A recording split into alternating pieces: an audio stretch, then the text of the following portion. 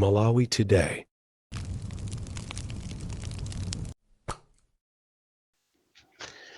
Anthu ambiri andiyimbira usiku wathawu kuti mwina ndi alongosolere zimene President Chakwera walankhula, chifukwa zikuoneka kuti zimene ankayembekezera Amalawi ambiri kuti azimva mu State of National Address zimene akhala akuzidikirira kuchokera zana kuzafika dzulo si zimene amva. Ndipo anthu ambiri ankayembekezera zinthu zabwino ma solutions amene Amalawi akukumana nawo, ma challenges kuti ma solutions yake ati apereke ndi Chakwera uja dzulo lija. Koma ndafuna ndikuwuzeni mopanda mantha, chifukwa ine sine mmodzi wa makawadi. Ine ndimangoyima pa chilungamo, ine ndimangolankhula chilungamocho kuwayimirira Amalawi. Tinene mosanyengerera, tinene mosabisa, kunena kuti amene anamuuza Chakwera kuti alankhule dzulo kunali bwino akanamuuzanso kuti asalankhule, chifukwa chimene Amalawi amayembekezera si zimene zalankhula zija, chifukwa ankayembekezera ma solutions. Amalawi amayembekezera ma solution osakhala ndiza ayi. Nkhani ya njala ndi imene anthu amayifuna kwambiri kuti amve kuti kodi njalayi boma lithesa bwanji. Koma kuyambira nthawi imene anthu anayamba kudya mango, kuyambira nthawi imene Amalawi anayamba kudya chiteze, kuyambira mwezi yapita imene Amalawi anayamba kuvutika, boma silinapangepo china chilichonse apart from promises and lies, kunama kuti ayamba kugawa chimanga chija sanayambe kuchigawa. Lero mene aona kuti ayamba kuyaluka, ayamba anthu kuanena, ndi pamene akubwera sepano ndi rhetoric, ndikumayamba kuchita blame anthu ena, ndikumayamba kumanamiza anthu ena. Lero ndi siku lonena kuti president akayambe kumayenda ati kumaona kuti ati kodi anthu akuvutika bwanji m'ma district. Uchisiru chani nthawi yonse imene anthu avutikiramu ndiwo kanene kuti aye ndifuna ndiyambe kuyenda ndiziona mene ma district ena azunzikira. Kodi president akayenda amayenda kukafika pakana m'mizi ndikuona kunena kuti kodi anthu akuvutika bwanji? What is the meaning of teamwork? I thought by now president anayenera kupeza kuti anthu akuvutika bwanji, ndipo by now anayenera kuti chimangacho chiyambe kugawidwa. What I know is that chimanga chimene chinayerekezedwa kuti chiyambe kugawidwa kwa anthu, chimanga chija akugawana ndi ma ministers, akugawana ndi anthu a MCP. Ndipo ngati kuli munthu amene amanamizidwa muzambiri ndi President Chakwera because sali on top of the affairs.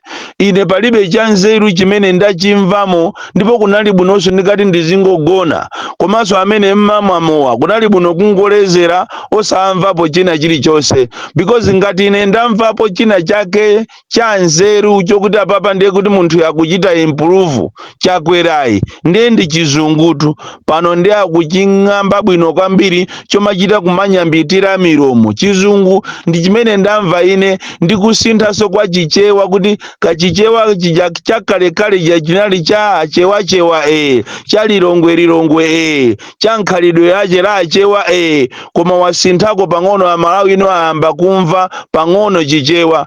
Koma zimene walankhula ndizopanda nzeru. Ine ndinkayembekezera kuti president wabweresa ma solution. Even nkhani ya fuel tikayembekezera kuti president abweresa ndithu statement so comprehensive kunena kuti mavuto amene watithana nawo siku lakuti. Koma zimene ndamva ine tikungongola ndalama kwakuti, zimene ndamva ine apo sechera pa tilandira ma supplies a fuel. Chimene ndamva ine ndakhala ndi ma partners yathu tikukambirana, ndakhala ndi ma officials ochokera ku ma ministries akuti ku finance, ku local government ndi ma ministries ena, takhala ndi Reserve Bank kuti tikambirane kuti tizipeza bwanji ndalama. Pena pache talandira 50 million US dollars tilandira ngongole. Ndi zimene ndamva inetu. Ndinkayembekezera kunena kuti kukhala ma solutions A, B, C, D. tikamanena kuti ziko lino lini mafiyazi, ziko lino akulisogolera ndi anthu asataniki, anthu amene alibe welfare ya anthu, ndi zimene zachitika dzulo lijatu. Tikamakuwuzani kunena kuti usogoleri uwu basi wangofasa pakuba makobiri, wafasa kunyadira makobiri, chifukwa cha dzulo lijatu chimene amabwerera ndikuzaonesa kulemera kwache, kuonesa munthu akakhala ni makobiri okuti ndi opambana msinkhu wache, samabisika tolo kalankhulidwe kwache, olo posture yake imaoneka kuti koma munthu uyu ndiye akusamira makobiri. Ndi zimene ndaona ine mwa president ujayo, sindinaonepo anything positive chimene amalawi atolapo, chifukwa Malawi wakumuzi amadalira yote, anayenera anene kuti kodi yote iyenda bwanji, chimanga chiyenda bwanji, andi yekha akuchita acknowledge kunena kuti thumba la chimanga lakwana 70, lafika 70,000. Kodi munthu wakumuzi 70,000 angakaitenge kuti? Ino anthu andale musamatenge amalawi ngati zisilu, anthu andale musamatitenge ife ngati sitimaganiza. Kodi tumukamuona munthu atavala masanza does not mean munthu yozi ndi osaphunzira. Kulitu anthu ophunzira amene akuvala masanza koma chifukwa cha umphawi, osakhala chifukwa cha kufuna. Nawo mukamapangisa misonkhano yanu mukaona anthu atavala masanza, do not make any mistake and think kunena kuti anthu amene wandi osazindikira. Mukamalipanga boza lanu limaoneka tu m'milomo mwanu, mmene imaonekera milomo ija ikuchita kuoneka kuti zonsezi ija ndizonama.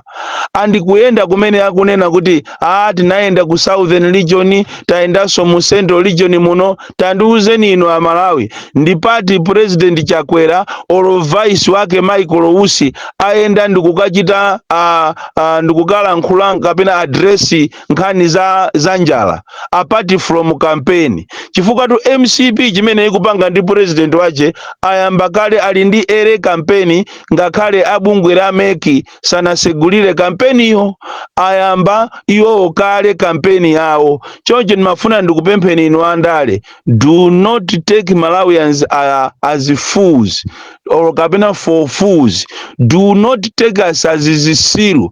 Amalawi ndi anthu ozindikira, andi amalawi si anthu ogona.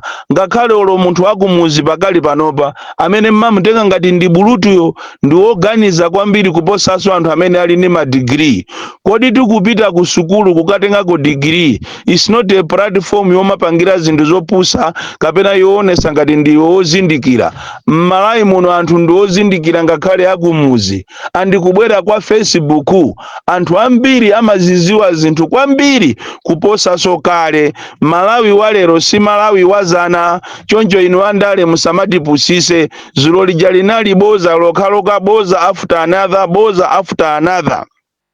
Andi kumene kuchako puje ni national address imene iyi amapanga chifukwa chopanga manyazi maiko, mabungwe komanso ma president opuma akale atazuzula nchitidwe onyasa umene ukuchitika m'Malawi muno. Ndi pamene munaona Chakwera aja mwa manyazi ani nkhope ija imachita kuoneka kuti president uyutu akupanga manyazi. Ndikumanena kuti I wanted to join the former presidents in condemning violence, and I want the police to investigate. Achitapo investigate jani popeza kuma demo amene amathamangisidwa anthu ndizi nyawu ndizi kwanjeko apolisi anali konko. Tikamanena kuti bwana iniyo ndinuona makwambiri ndinu mafia, zonse zija mukuziziwa, and you know quite well kunena kuti inu munali ndi meeting ndi anthu anu mwapangana kunena kuti mulilongwe musazakhale mademo. Why are you coming out now to lie? Why are you lying now? Instead mukananena kuti malinga ndi zimene zachitika zija ineyo ndamuchosa IG. Chifukwa ndi zimene anthu amayembekezera. Kodi dzulo lijatu anthu amayembekezera zambiri. Amayembekezera kunena kuti kulephera kwa Inspector General of the Malawi Police, tikunena tu ku polisi uku bwana mwina simukuziwa, kumene anthu amati akatumizidwa ku ntchito zosiyana-siyana, mabwana maosi yakumalanda anthu ndalama, monga mmene alandira apolisi osiyana-siyana amene alandiridwa ndalama zawo amene anapita kukagwira ntchito za meki. Bwana anthu anu chifukwa cha akuchita chiwewe chifukwa chotengera zimene mukupanga. Apolisi akuzunzika koopsa. Tapitani kuliwonde ukuku, aliyense out of the 2000 policemen aliyense anachitidwa forced kuti apereke 40,000 kwa AOC akuliwonde. Ndipo ndalama zimene zaperekedwa kumeneko ndi over 8 million. Ndipo kwa amene sanapereke ndalama ndizoani kunena kuti ntchito zonse zimene zikubwera sakupasidwa. Tikunena kuti zulo lija anthu amayembekezera kuti inuyo mumuchosa IG chifukwa cholephera, komanso zulo lija anthu ankayembekezera kuti mumuchosa minister wa security. Minister wa security anayenera achosedwe muno Malawi. Anayenera kuti minister amene achosedwe chifukwa cholephera ntchito. Koma news maoneka kuti zimeja inali script mwapangana kale kunena kuti no minister wa internal security amene iyi palibe pocholakwa, amayi yola muso palibe pocholakwa, tendikapu sisi ya Malawi. Chifukwa masiku onse mademo oyamba kumene kunatuluka azikwanje anthu ake inu mukwadziwa, ndipo anthu ndi MCP. Why are you coming out to lie? Ndipo apolisi anali alipombo andi umboni ulipo wokwanira kunena kuti ena aja ndi apolisi akumavala dala zimaujeni mamaski kuti asaziwike kuti ndi apolisi. That is why inuyo mukuwalola anthu amene ajawo ndikumaponya tear gas. Nde what type of investigation imene angapange popeza zinthuzo ndi script yanu?